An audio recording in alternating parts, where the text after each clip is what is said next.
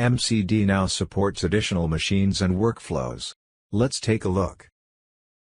An enhanced pulleys and belt command now lets you simulate non-planar pulleys and belts, as this example shows. Create pulleys in any direction, rather than parallel and vertical only. The enhanced command extends the range of machines MCD can support. For 6-axis robots with hinge joints, inverse kinematics now supports 3 new motion types. You can specify point-to-point, linear, or circular motion types.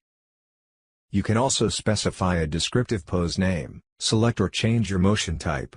And for point-to-point motion, choose from multiple possible solutions.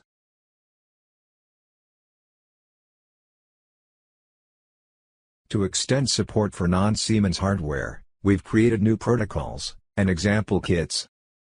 You can find the protocols and examples in the mechatronics area on Support Center. And last, in this quick scan, a new physics monitor will help you track key data during your simulations. The monitor can directly show distance and angle values. You can display values in a graph. And you can see values in the runtime inspector. That's a quick look at just some of the MCD enhancements in this release. For more on these, and other improvements, click the link below.